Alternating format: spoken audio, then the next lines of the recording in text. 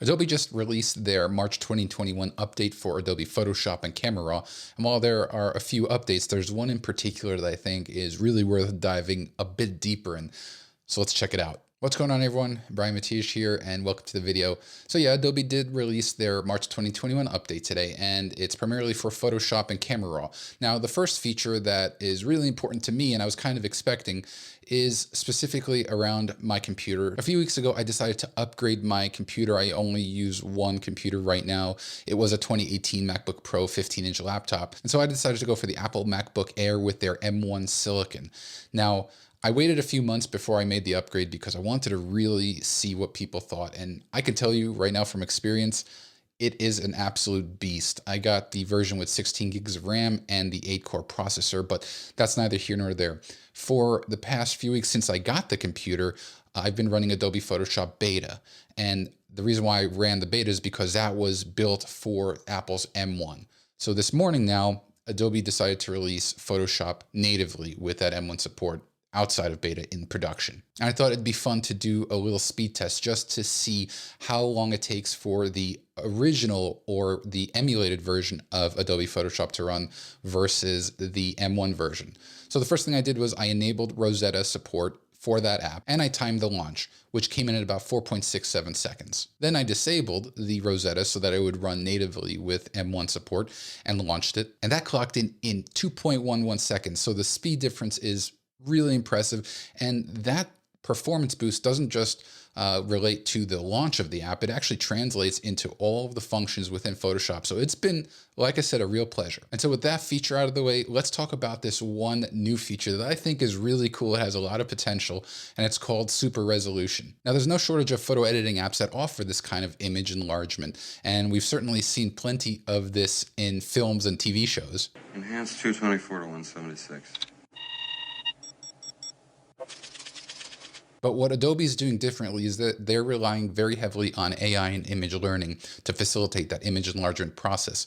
They claim that you'll get a 4 times image enlargement without any loss of quality, but actually possibly an increase in quality. And what I want to do is show you 3 examples of how this super resolution feature could be applicable to you. So let's check that out. So I have 3 images here that I think serve as 3 kind of unique examples of how super resolution could work.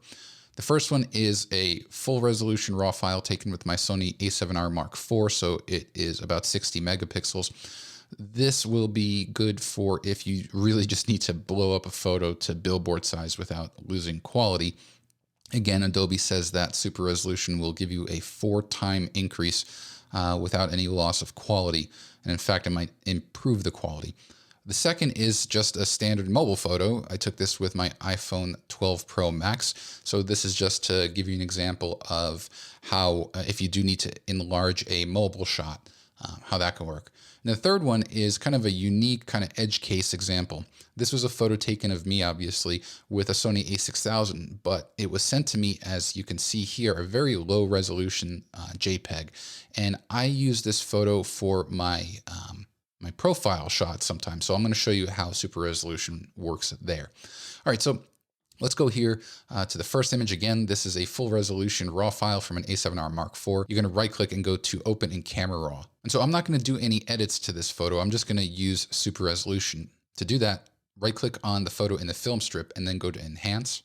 And you'll get this window here that shows you kind of a super, I'm not exactly sure how many times this is zoomed in, but it's really, really tight. So if we go somewhere here that shows a little bit of detail, if I click, you can see this is without enhance and that's with enhance. So there is there is definitely improvement to detail, but again, we're zoomed in at a crazy percentage. So this is more just to show you, to visualize. You want to make sure obviously that super resolution is turned on, and then let's click enhance. All right, so that took about 20 seconds. And if you look at the bottom, you can see that the original photo is a 60.2 megapixel native RAW. And then it automatically will create a DNG. That is your super resolution photo. And look at that, 241 megapixels.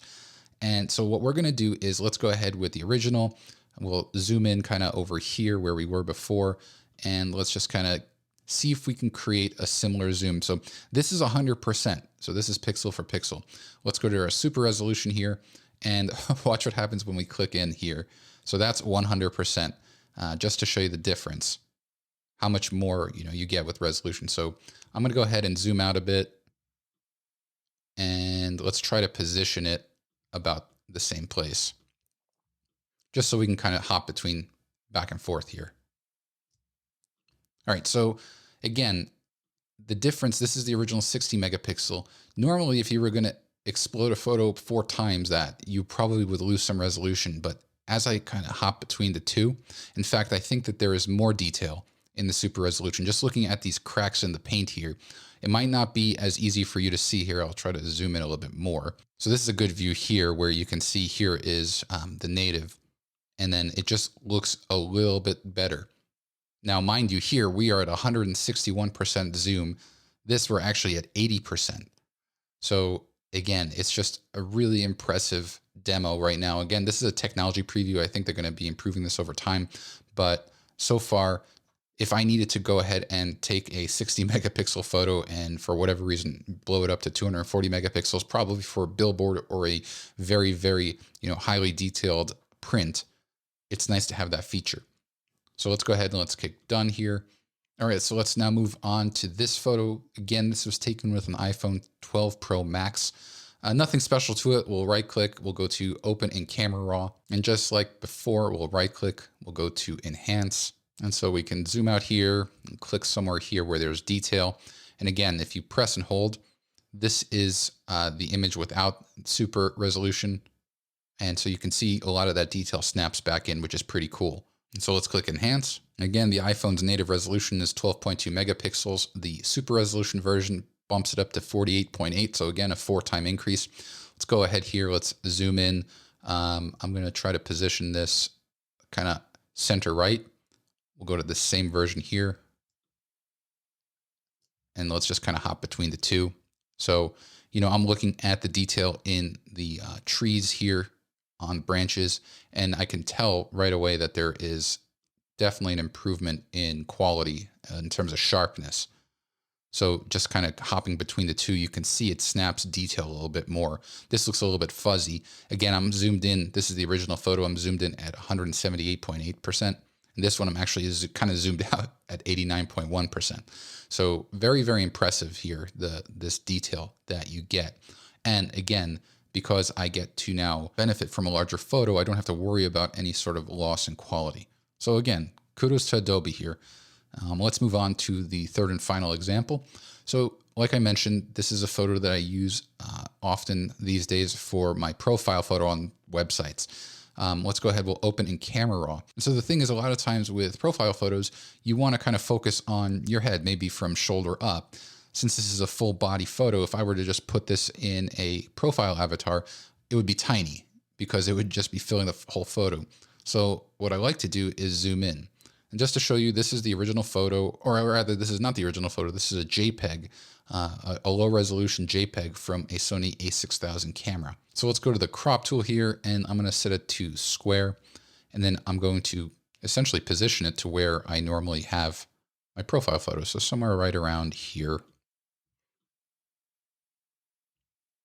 Okay, so that's good. Done with the crop. So you can see that brought us to a 0.1 megapixel photo. It's fine.